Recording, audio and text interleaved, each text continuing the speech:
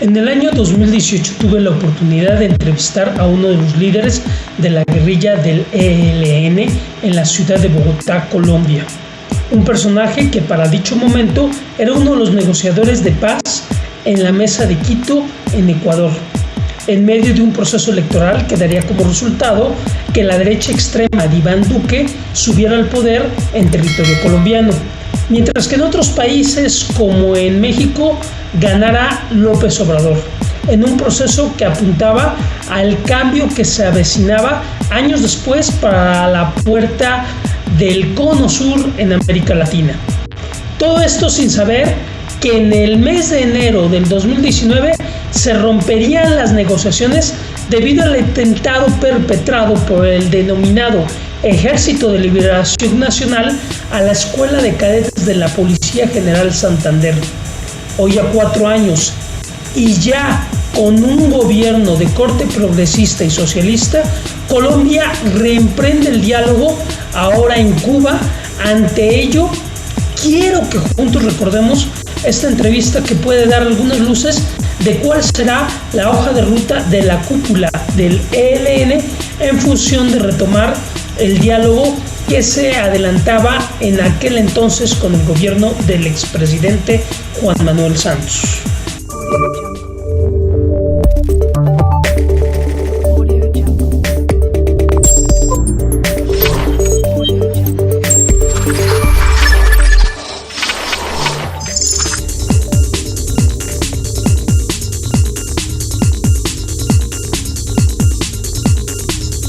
Me encanta poder estar el día de hoy contigo. Es increíble el poder sentarme a dialogar brevemente y que me regales un poquito de tu tiempo, considerando las circunstancias que se viven en este momento histórico para Colombia, histórico para la organización en la cual tú estás involucrado, y sobre todo por los tiempos que se avecinan en este momento, no nada más en Colombia, sino en toda Latinoamérica. Estamos hablando de tiempos electorales en México, en tiempos electorales acá mismo en Colombia, y bueno, infinidad de eventos que se inscriben a todo el ámbito mundial, ¿no? Me encantaría conocer un poquito a la persona humana que está detrás de la figura que te representa a ti como persona. ¿Quién eres? ¿Qué eres? Soy Eduardo Martínez, miembro de la delegación en la mesa en Quito y gestor de paz aquí en el país. Y un luchador como cualquiera que ha vivido la ausencia de los derechos fundamentales que son acreditados por Naciones Unidas, fundamentalmente cuando son violados y tenemos derecho a la protesta hasta levantarnos en armas. Yo he estado más en la escena más política y me inicié como un luchador estudiantil, después más como en la parte social y vinculado a las actividades de los paros cívicos, como protestas de la actividad de las reivindicaciones ante la ausencia del Estado, ¿no? Eso podemos decir. Excelente. Tú estás sentándote constantemente en estos diálogos de paz que se están viviendo en la actualidad, pero cada día se hace más difícil el dialogar con el gobierno, más difícil dialogar con el Estado, y más cuando se está viendo que hay ciertos incumplimientos por parte del Estado, o por lo menos eso tratan de evidenciar las FARC. Y ustedes, pues de una u otra forma, dicen qué es lo que me puede esperar a mí como personas que queremos salir y queremos dejar también el armamento. ¿Por qué lo consideran así? ¿Por qué se sienten así ustedes? ¿Y por qué sienten que es tan difícil ese diálogo? Nosotros hemos hablado con los 5 gobiernos anteriores. Este es el 6º gobierno.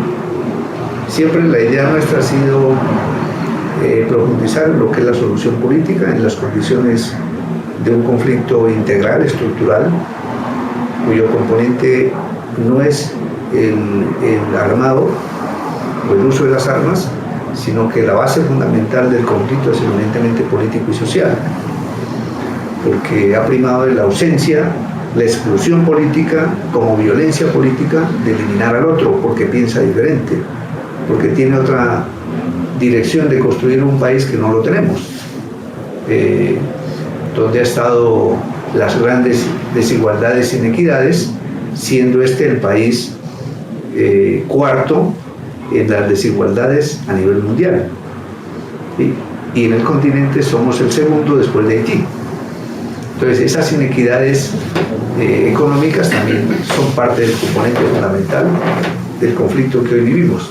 Pero también existen los conflictos más recientes, que son los conflictos socioambientales, fruto del extractivismo, siendo este el primer país ahorita donde más conflictos socioambientales hay. Igual, toda la matriz mediática que hoy tienen los grandes medios de comunicación, de tener el control y el sometimiento por la vía del temor y el terror a la población. Y desde el punto de vista político, porque aquí supuestamente se legitima la élite, sea oligarquía y mafia, con el 17% de la población, entendiendo que esta es una democracia neoliberal, que su base fundamental en cualquier tipo de sociedad donde hay este tipo de modelo, pues primero es el vaciamiento y el descrédito de las instituciones. Segundo es la despolitización de la sociedad, para que ella no opine y no participe de las decisiones. Tercero es la privatización de lo público. Segundo, el someter a las izquierdas institucionalizadas a las reglas del juego de la política neoliberal.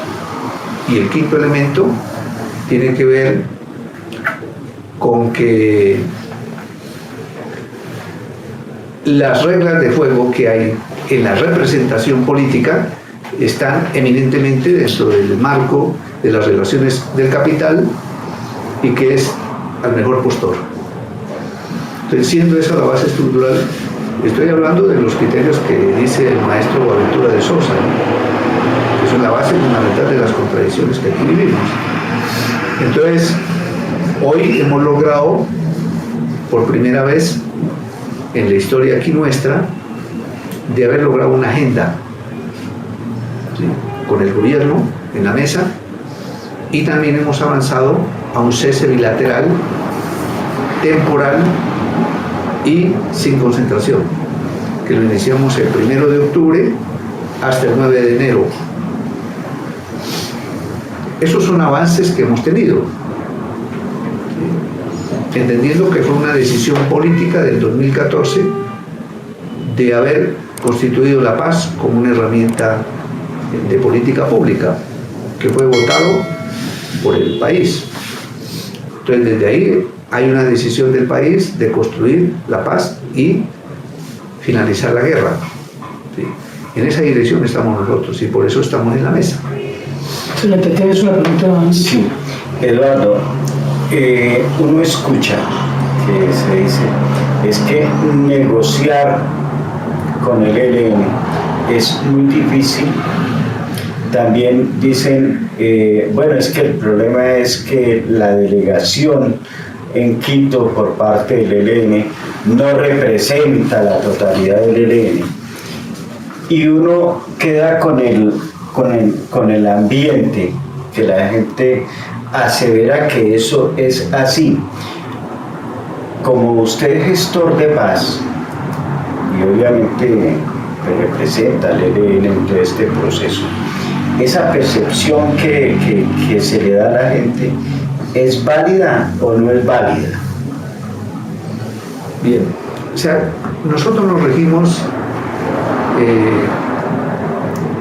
por la democracia interna, en el que temporalmente hacemos los congresos de nuestra organización y nos sometemos a una decisión política de mayorías. Pues la decisión política que tenemos nosotros es la solución del conflicto por la vía del diálogo. En eso todos acordamos, es homogénea, de que vamos a transitar si hay condiciones para resolver el conflicto en el país por la vía del diálogo. En esa exploración estamos. Si verdaderamente vemos voluntad y hemos avanzado, por lo menos hasta ahora hemos dicho los avances que hemos dado. Eso no es fácil, ¿sí? ¿Por qué? Porque aquí se evidencia ya una crisis de un modelo de negociación que fracasó. Y no es la primera vez, ha fracasado anteriormente. Fracasó con Guadalupe Salcedo, fracasó cuando hicieron el acuerdo con el M-19, fracasó con el EPL, fracasó con el PRT, ¿sí? Con la corriente de renovación, porque para la contraparte, la visión y la concepción de paz es la pacificación, quitar el componente militar, no las causas que hicieron el levantamiento armado, que es lo que ya he señalado. Entonces, los mismos compañeros de FARC están diciendo, no nos traicionaron, ¿sí? No nos están cumpliendo, ¿sí? Entonces nosotros hemos dicho, o es que ellos no conocían o no sabían quién era el interlocutor. Entonces, esa es una visión, pero también es utilizar las metodologías, ¿sí? Entonces, ¿en qué momento debe usted avanzar en que efectivamente confía en lo que está hablando? Porque aquí ha sido sistemático que tú hablas, tú escribes, te comprometes, pero nunca cumples. Eso ha sido la historia del Estado. En esa dirección, digamos, o tú no conoces con quién estás negociando, ¿sí? Porque para negociar se sienten dos. Entonces yo no puedo cumplir al otro, no culpar al otro, porque entonces yo no estoy conociendo a la contraparte. Además, ahí hay garantes, hay facilitadores en la mesa que ven a ser parte de ese acuerdo. Entonces, en esa perspectiva, uno tiene que también, para hacer juicios y valores, también debe decir, bueno, ¿qué pasó? Uno, se vienen épocas electorales muy fuertes, como ya lo mencioné hace ratito, no nada más acá en Colombia, sino en el resto del continente, y estamos viendo en Venezuela una situación muy crítica, muy caótica, que orilla a que muchísima gente dentro de Colombia vea el socialismo como algo malo, como algo que no es lo más grato del mundo. Y cuando los voltean a ver a ustedes, se les tacha 100% de socialistas, no nada más al ELN, a las FARC, etcétera, etcétera. ¿Cómo ustedes abordan en una mesa de diálogo ese tipo de situaciones y qué tipo de alianzas están haciendo como grupo armado en este momento al exterior, considerando esa inminente contienda electoral que se está viviendo acá en Colombia? Desde el punto de vista geopolítico, el siglo XX nos deja dos enseñanzas a la humanidad, que son contrapuestas. Uno es la vida del nazismo en Alemania, que es la ultraderecha, y otra es el estalinismo. Ninguno de esos dos modelos le sirven o le han servido a la sociedad. Pero eso no quiere decir de que se niegue las posibilidades de los cambios de transformaciones en los pueblos, porque de hecho en 1945 Naciones Unidas incorpora, ¿sí?, el respeto a los derechos fundamentales, y también se incorpora a que el derecho de los pueblos esté también a la protesta y al alzamiento armado cuando no se garantizan los derechos. Desde ese punto de vista, pues decimos, estamos buscando no solamente que el capitalismo esté en crisis, sino que estamos en esa búsqueda de encontrar otro que nos permita vivir y construir lo que es el buen vivir, lo que es el socialismo, lo que es incorporar a los pueblos como actores políticos y sociales, en la búsqueda de su felicidad, en la búsqueda del bien ser, en la búsqueda del buen vivir. En esas búsquedas que andamos. Y por eso, miren, como a partir de hace 15 años, aquí en el continente se empiezan a dar otras formas de participación. que es por la vía pacífica. Y por eso el modelo venezolano fue importante, porque hizo crisis los dos partidos tradicionales, tanto lo que fue los adecos y los copellanos, que era como decir aquí en Colombia los liberales y los conservadores. Y no era extraño los análisis que hacen aquí en este momento de que estamos casi en la misma dimensión política en lo que estaban ellos en 1997-98.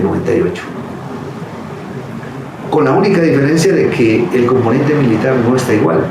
¿Sí? Aquí hay un gran empoderamiento, copamiento y tecnificación de las fuerzas militares. En cambio, en Venezuela ese componente no estaba. Por eso es que cuando Chávez hace la primera incursión por la vía militar, fracasa.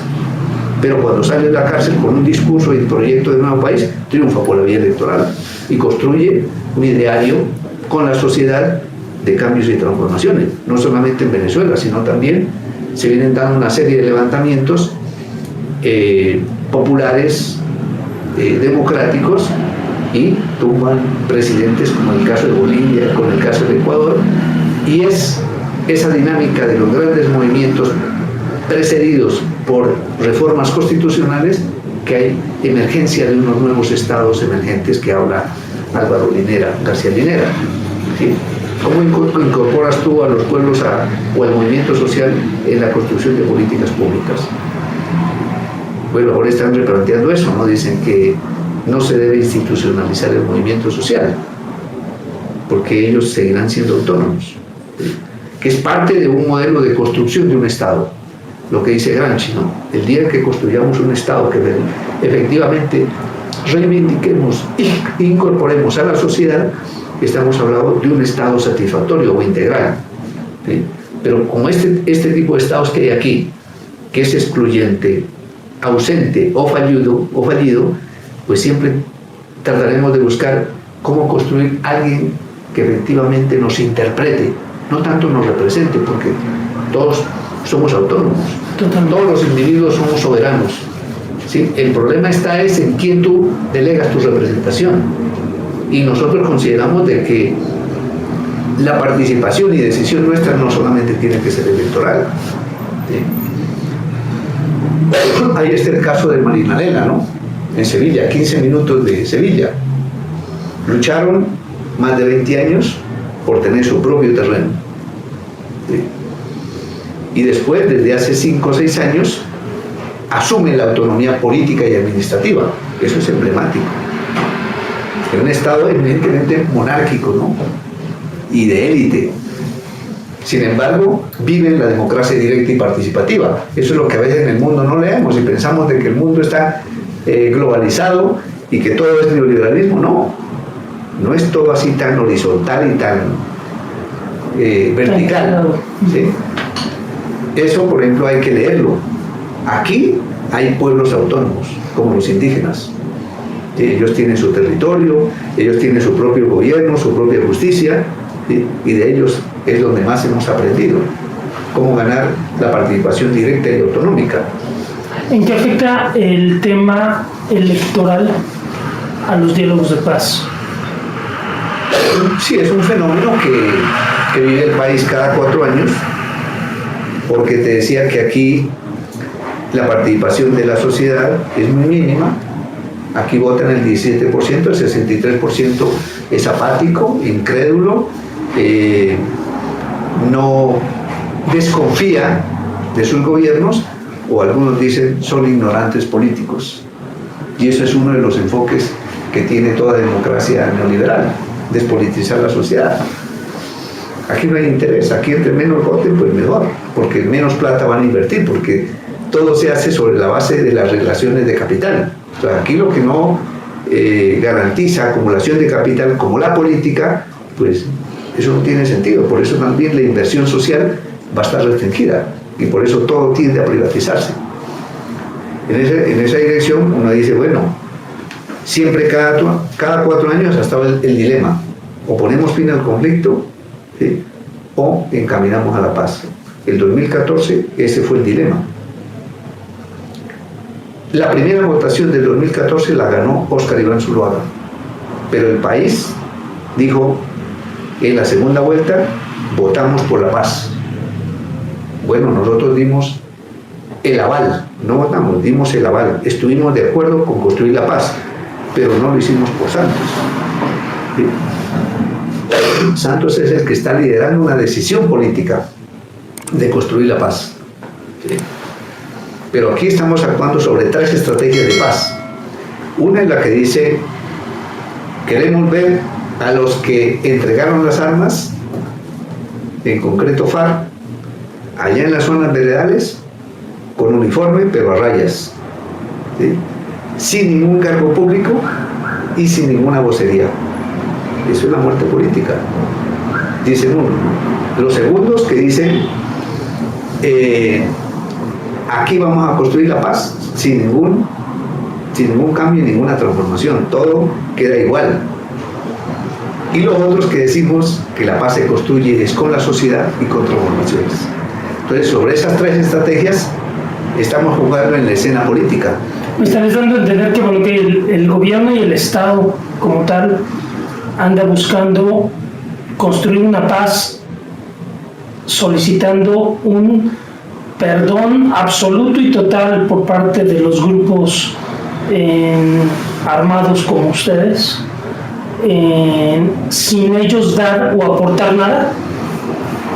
Claro, esa es la visión de la pacificación, cuando tú quieres sacar solamente el componente militar sin analizar ni resolver las causas estructurales que lo originaron. Entonces te vuelvo a señalar, aquí el componente fundamental, que lo dijo a su tiempo Jorge Eliezer Gaitán, pues el componente fundamental es la exclusión política. ¿Sí? Y por eso digo, aquí vamos a ir a incorporar al país y al pueblo en la escena política. Y bueno, mucha gente estaba de acuerdo. ¿Tú consideras que precisamente las ideas socialistas de Gaitán serían las más adecuadas para adoptarlas? Yo creo que un Estado o cualquier institución que no reconozca y que no interprete el sentir de las mayorías no le sirve. Y en concreto, por ejemplo, el ESMAD. El ESMAD había que preguntarle a la sociedad si esa institución efectivamente está protegiendo y está garantizando sus derechos fundamentales. O no le sirve el ESMAD o no le sirven los gobernantes. Porque un gobernante debe tener la capacidad de hablar con quien sea para resolver cualquier problema que hay en la sociedad. Pero si tú, en vez de dialogar, coges y mandas el ESMAD para callarlos y golpearlos, ¿quién me está representando? Claro. Entonces, lo importante y fundamental en los gobernantes es saber interpretar no solamente los derechos, sino las aspiraciones, las ideas, los deseos que tienen de bienestar. Y eso es fácil, porque en últimas tú tienes que llegar, no imponer nada, sino hacer consensos con el otro. Y para hacer consensos con el otro hay que escuchar. Yo me imagino que en tu familia a nadie nos gusta que nos manden, a nadie. ¿Por qué? Porque eso no es conocer al otro. Cuando tú escuchas a la otra persona, tienes la capacidad de llegar a hacer algún acuerdo o algún consenso. Entonces los gobernantes deben hacer eso, saber escuchar. Pero tú en la historia tú has visto que los imperios nunca dialogan con los pueblos, menos la burguesía. ¿Sí? Ellos mandan, orientan y quieren tener la interpretación y la representación de los otros. Y por eso está en crisis, yo digo, ese tipo de democracia. Bajo todo el tema de lo que me has platicado, bajo todo el contexto que me has situado en este momento, ¿tú consideras que el socialismo gaitanista sería la mejor opción para Colombia? Yo pienso que fueron las primeras ideas, ¿no? Él funda primero unas ideas sobre la exclusión política, porque la guerra no la originamos nosotros, ni Gaitán. Ellos venían de disputa del Partido Liberal y el Partido Conservador de 14 guerras regionales y 9 guerras nacionales. Habían hecho 65 amnistías y 25 indultos, antes incluso de Gaitán. Creo que con Gaitán se inicia una guerra fundamentalmente por el poder político de los de abajo por los de arriba. ¿Sí? Es la primera guerra antioligárquica. Entonces Gaitán expresa eso. En los 60 se da otra, yo digo, impulso a partir de la Revolución Cubana, ¿sí? Donde se trata de construir ya un proyecto revolucionario, y por eso surgen varias expresiones, y las guerrillas liberales se transforman en guerrillas revolucionarias. Y a la experiencia surge un nuevo líder, que es Camilo Torres, que en el 65, por primera vez en este país, logra juntar todas las izquierdas que vienen aquí, y sectores democráticos, Partido Comunista, y muchas expresiones que aquí en este país había.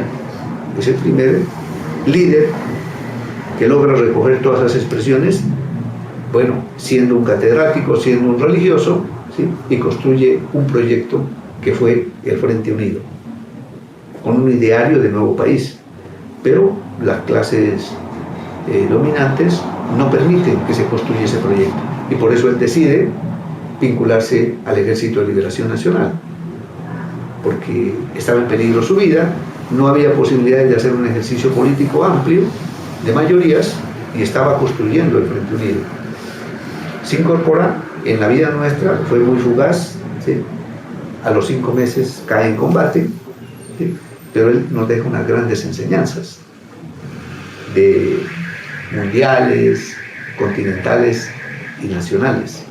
Y por eso mire que a los 2 años llegan 3 sacerdotes españoles que después entregan su vida aquí. Eso no quiere decir que sus ideas no eran vigentes. Uno de los problemas pues, que hemos tenido fundamentalmente porque no hemos sabido unirnos, los de abajo, que ese es el propósito tanto de Gaitán y de Camilo, ¿no? Pero ahí nos van quedando enseñanzas que mientras no tengamos la vocación, la voluntad de unirnos, los de abajo, pues no habrá posibilidades de cambio ni transformaciones. Entonces, poder articular los pueblos, el movimiento social y las insurgencias, aquí no ha sido fácil. Eduardo, como sé que está agotado el tiempo, quería preguntarte lo siguiente. Tanto en el diálogo del gobierno con las FARC se habla de la participación. El tema también entre el gobierno y el ELN es la participación. De hecho, la mayor parte de la temática de las negociaciones ELN-gobierno tiene que ver con esto. ¿Cuál es la diferencia, a tu modo de ver, fundamental, o las diferencias fundamentales que hay entre la participación que plantea el ELN y la participación que firmó finalmente las FARC y la respuesta que da el gobierno? Ya. O sea, para nosotros la agenda que se firmó con el gobierno, que es importante, los 6 puntos, primero porque nunca habíamos llegado a ese desarrollo. Si tú analizas la agenda, es una agenda eminentemente metodológica, en la que nosotros decidimos es una cosa, y que la ponemos incluso en cuestión. Es metodológica porque el protagonista de los cambios y las transformaciones es la sociedad. Mientras aquí no haya participación de la sociedad en la proyección de finalizar el conflicto y construir la paz con las transformaciones, aquí no habrá paz. Seguiremos en lo mismo, ¿sí? Okay. Ese es el punto de vista metodológico. Y el uno que yo digo podemos decidir es porque lo hemos hecho. ¿Qué hemos decidido? Un cese bilateral y temporal. Pero ya más allá es el país el que tiene que decir si este es el momento de finalizar el conflicto, ¿sí? Porque el pueblo es el protagónico. Así como nos empujaron en un momento dado de tener el valor, la disposición, el compromiso de todo lo que había en los años 60 para acá, de masacres que se dieron, ¿sí? De violar todos los derechos fundamentales. Nosotros fuimos empujados, los que teníamos un poquito de más valor, de ayudar al sacrificio que estaba teniendo el pueblo, en desapariciones, en torturas, en masacres y en ausencia de los derechos fundamentales. Eso es lo que nos da el derecho a la rebelión. Y mientras nosotros, el pueblo, siga protestando y no se garanticen los derechos, no vamos a dejar de ser rebeldes porque nos cobija la normatividad internacional. Y por lo tanto, en esa disposición es que vamos a avanzar en la mesa. ¿Sí? Mientras no veamos las transformaciones que fueron las que originaron el conflicto, no vamos a dejar de ser lo que hemos sido. Perfecto. Te agradezco muchísimo esta entrevista. Conocerte en otro contexto totalmente fuera del ámbito guerrillero. Bueno, muchas gracias. Agradecerles a los medios de comunicación, fundamentalmente sociales, alternativos, que puedan entregar la verdad de manera directa, oficial, de lo que nosotros estamos pensando, y que con respeto hemos también hablado con la institucionalidad, hemos hablado con gremios económicos. ¿Por qué? Porque la paz se hace con todos. Con todo el mundo, así es. En esta disposición. Todos estamos dentro del mismo cuerpo. Dios te bendice. Muchas gracias.